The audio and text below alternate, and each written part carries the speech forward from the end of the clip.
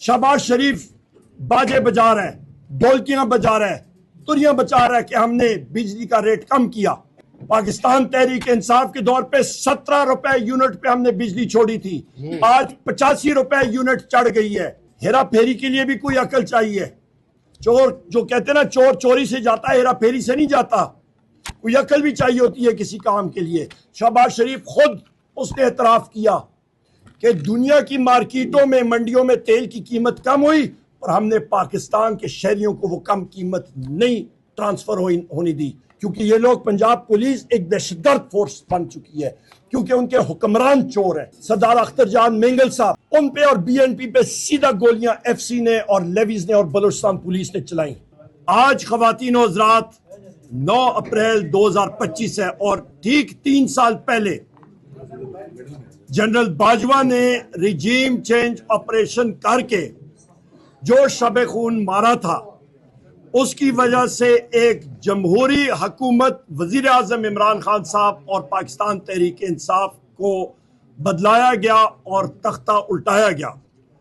और हमारा दलेल लीडर वजीर आजम इमरान खान साहब प्राइम मिनिस्टर हाउस से सिर्फ अपनी डायरी लेके बनीगाला चले गए और वहां पे जो पाकिस्तान की अवाम का फिर उसके बाद रद्द-ए-अमल देखने को आया, वो आपने भी देखा। वो एक ऐसी सुनामी थी जिसने बड़े बड़े बुर्जों को, जिसने बड़े बड़े फिरौनों को उलट के रख दिया और उन फिरौनों ने फिर सहारा लिया फॉर्म 47 का इस पार्लियामेंट में मसनूई तौर पे आने के लिए। 180 सीटें पाकिस्तान तहरीक इंसाफ ने जीती और 8 फरवरी 2024 को जब रात को रिजल्ट आना शुरू हुआ तो सुबह फजर के टाइम 9 फरवरी 2024 को फॉर्म 47 नमूदार होने शुरू हुए। इस वक्त जो रिजीम यहां पे बैठी है उसका आईना आपके सामने पेश करना चाहता हूं मुख्तसरन। आज भी आप देखें कि जिस वक्त बहसियत लीडर ऑफ दी ऑपोजिशन में बात कर रहा था, मेरी बात को बार बार टोका जा रहा था, स्पीच को लाइव चला नहीं रहे थे।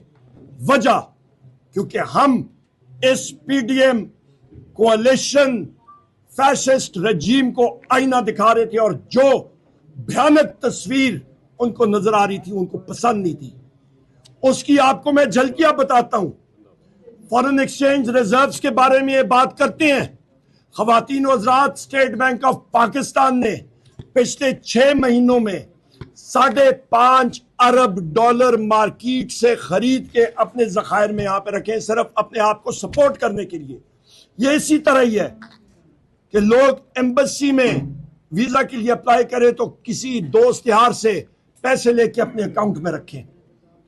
एक्सचेंज रेट, जो रुपए की कीमत घटी है डॉलर के मुकाबले में, हाउस को मैंने अभी बताया, मिनिस्ट्री ऑफ फाइनेंस ने एस्टिमेट लगाया 164 रुपए फी डॉलर और ये रकम गई 275 रुपए फी डॉलर।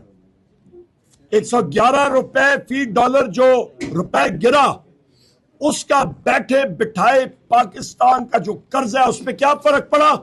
14,550 अरब रुपए हमारे बैठे बिठाए बढ़ गए। और ये रकम, खवातीन और हज़रात, आपको बताता चलूं इस रकम की वैल्यू ये कितनी बनती है। ये तकरीबन आपका मुल्क का तकरीबन एक पूरा बजट बन जाता है। इसका मतलब कि इनकी गलत पॉलिसीज की वजह से पाकिस्तान की अवाम के ऊपर 14,550 अरब रुपए चढ़ा। यहां पे शहबाज शरीफ बाजे बजा रहा है, ढोलकियां बजा रहा है, तुरियां बजा रहा है कि हमने बिजली का रेट कम किया। पाकिस्तान तहरीक इंसाफ के दौर पे 17 रुपए यूनिट पे हमने बिजली छोड़ी थी, आज 85 रुपए यूनिट चढ़ गई है। और शहबाज शरीफ वो कहते हैं कि आप क्यों, कोई हेरा फेरी के लिए भी कोई अकल चाहिए। चोर जो कहते हैं ना, चोर चोरी से जाता है, हेरा फेरी से नहीं जाता। कोई अकल भी चाहिए होती है किसी काम के लिए। शहबाज शरीफ खुद उसने एतराफ किया कि दुनिया की मार्केटों में, मंडियों में तेल की कीमत कम हुई और हमने पाकिस्तान के शहरियों को वो कम कीमत नहीं ट्रांसफर होने दी, और वो हम लोग कोशिश करेंगे बिजली को कम करने में। नहीं होने वाला। मैं खुद इस महकमे का वजीर रहा हूं, ये हो ही नहीं सकता। इनकी गलत पॉलिसियों की वजह से 2018 में कैपेसिटी पेमेंट्स के बिजली आप इस्तेमाल करें ना करें, कारखानों को जाएगी वो बिजली, वो रकम 3.5 अरब रुपए से उठ के 2500 अरब रुपए से भी ज्यादा हो गई। इनकी गलत पॉलिसी से गलत कारखाने लगाए गए, और फिर क्योंकि शरीफ खानदान और इन लोगों के सोलर पैनल्स की इंडस्ट्री है, सोलर पैनल्स पे ड्यूटी कम कर दी गई। और अब क्या हो रहा है, अब वो कहते हैं कि जी नेट मीटरिंग हम लोग अलाउ नहीं करेंगे, उसके रेट हम लोग खत्म करेंगे। ये कहां की बेवकूफाना हरकतें हैं। उसके ऊपर आए चीनी के ऊपर, शुगर मिलें किन की हैं, या जरदारी की हैं या शरीफ खानदान की हैं, इन्हीं की शुगर मिले हैं। पिछले साल चीनी एक्सपोर्ट की, इस साल चीनी महंगी शुरू हो गई तो क्या किया, इंपोर्ट करनी शुरू की। ये कहां को लोगों को बेवकूफ बना रहे हैं। इसका खुमियाजा कौन भुगत रहा है, पाकिस्तान की अवाम। ये कहते हैं अफराद-ए-ज़र कम हो रही, वो अकल के अंदर कौन सी कम अफराद-ए-ज़र हुई है। अफराद-ए-ज़र इन्फ्लेशन रेट एक स्पीड होती है, इन्होंने इन्फ्लेशन रेट को ऊंचा तर बुलंदियों पे ले गए। आप मुझे बता दें, कोई भी मेरा मीडिया का साथी साथ चला जाए बाजारों में, क्या आप अपने किचन का इस वक्त खर्चा चला सकते हैं इस अफराद-ए-ज़र में?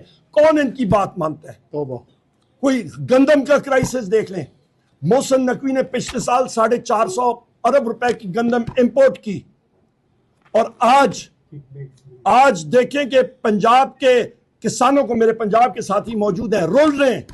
पिछले साल भी रोले थे, इस साल भी वो मुसीबतों में है। आप ये देखें कि आपकी स्मगलिंग पेट्रोलियम प्रोडक्ट्स की 550 अरब की। ये सारी चीजें मैं आपको बता रहा हूं कि मईशत क्राइसिस में है।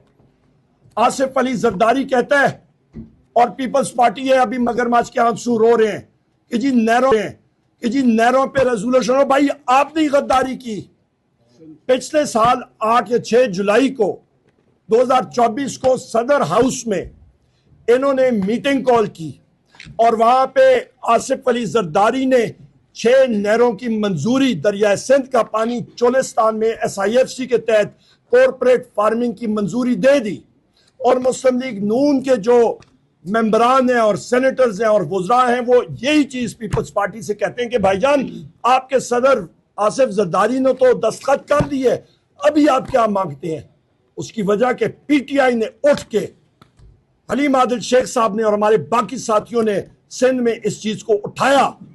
हमने कौमी असेंबली में उठाया और हमने कहा कि सिंध का पानी सिंध के लोगों के लिए, उसमें डंडी कोई नहीं होगी जब तक काउंसिल ऑफ कॉमन इंटरेस्ट का मीटिंग नहीं बुलाई जाएगी। हम लोग अपने सिंध के भाइयों और बहनों के साथ खड़े हैं। इसके साथ साथ खवातीन और हज़रात, यहाँ पे मिनरल्स के बारे में कॉन्फ्रेंस की गई।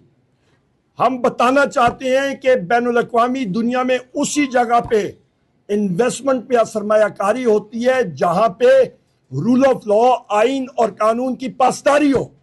वहां पे ये कर रहे हैं इन्वेस्टमेंट कॉन्फ्रेंस मिनरल्स पे, मादियानियात पे।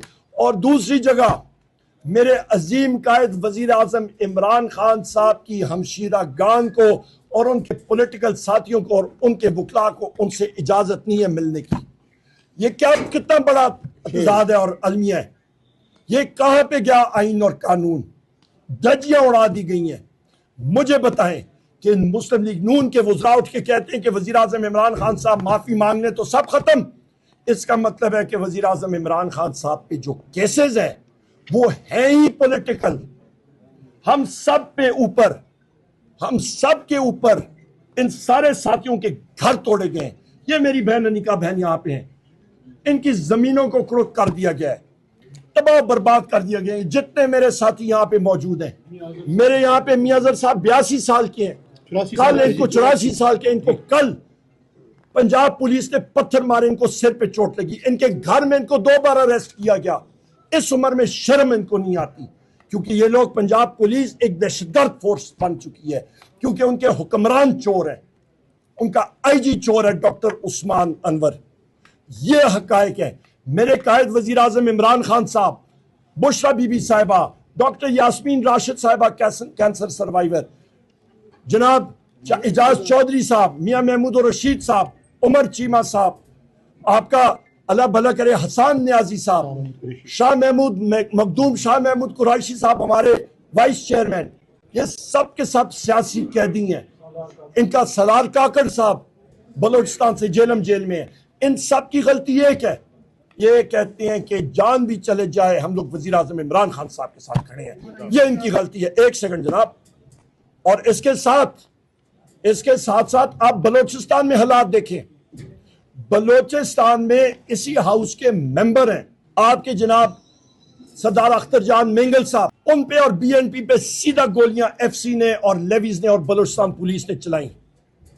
वहां पे आपके खवातीन को हरासा किया गया और उनको जेल में रखा गया 3 MPO के तहत। मारंग बलोच साहब और उनके साथियों को हम डिमांड करते हैं कि उनको फिल्फ और रिहा किया जाए। पाकिस्तान में आज़ादी राय होनी चाहिए। आप मीडिया साथियों के खिलाफ और हम ऑपोजिशन मेंबर्स के खिलाफ पीका एक्ट को वेपनाइज किया गया, डिजिटल पाकिस्तान बिल लाया गया और उसके साथ हो क्या रहे कि आपके गले काटे जा रहे हैं। आपके साथी मीडिया एंकर्स जो कोई बात करे आजादाना तौर पे उसको बरतरफ कर दिया जाता है, उसको उसकी जबान जो है वो बंद कर दी जाती है। मालकान आपके उनको घुटने टेकने पे मजबूर कर दिया गया है। ये वो हालात और वाकयात हैं ख़वातीन हज़रात जिसका हम लोग सामना कर रहे हैं। यहाँ पे वज़ीर आज़म इमरान खान साहब का वाहिद मैसेज कि इंशाल्लाह वो डटे रहे थे, डटे रहे हैं और डटे रहेंगे इंशाल्लाह हक और सच और पाकिस्तान की मजबूती के लिए इंशाल्लाह ताला। इस वक्त हमारी सूबाई हुकूमत को भी मरकज से NFC अवार्ड का जो रकम है वो नहीं दी जा रही टाइम पे, नेट हाइडल प्रॉफिट मुंतकिल नहीं किया जा रहा। आप ये देखें कि ये मैंने फ्लोर ऑफ हाउस पे बात की कि जाफर एक्सप्रेस का जो दहशताना हमला था, ये एक बुज़दिलाना हमला था, दहशतगर्दी थी और इसको हम लोग कंडेम करते हैं। हम लोग पाक आर्मी के स्पेशल सर्विसेज ग्रुप को सराहते हैं कि उन्होंने जिस तरह ऑपरेशन कंडक्ट किया, पर उसी वक्त हम लोग पूछने का हक रखते हैं कि वो इंटेलिजेंस वाले लोग कहां थे जिनकी जिम्मेदारी थी कि वहां पे वो नजर रखें। वो वीगो डालो में प्रेस के लोगों के खिलाफ थे और पाकिस्तान तहरीक इंसाफ और अख्तर मेंगल साहब और साजिद तरीन साहब और BNP और बाकी साथियों के खिलाफ लगे हुए थे। हम लोग इस चीज को कंडेम करते हैं और हम लोग डिमांड करते हैं हमूद और Rahman commission report, Ojhri camp commission report, Osama bin Laden Abbottabad commission report, आपका जनरल ज़ियाउल हक साहब का जो त्यारा गिरा था वो रिपोर्ट, आपका जनाबे वाला जो यहाँ पे सलाला चेक पोस्ट पे जो फायरिंग की गई थी वो रिपोर्ट, आपका 9 मई का जो हमारे साथी शहीद किए गए थे और फॉल्स फ्लैग ऑपरेशन था उसकी जुडिशियल इंक्वायरी, आपका 26 नवंबर को यहाँ पे डी चौक पे फायरिंग होकर स्नाइपर्स की फायरिंग से हमारे 14 शहीद हुए थे साथी, वो रिपोर्ट, ये सारी हम लोग जुडिशियल इंक्वायरीज भी चाहते हैं और इसकी रिपोर्ट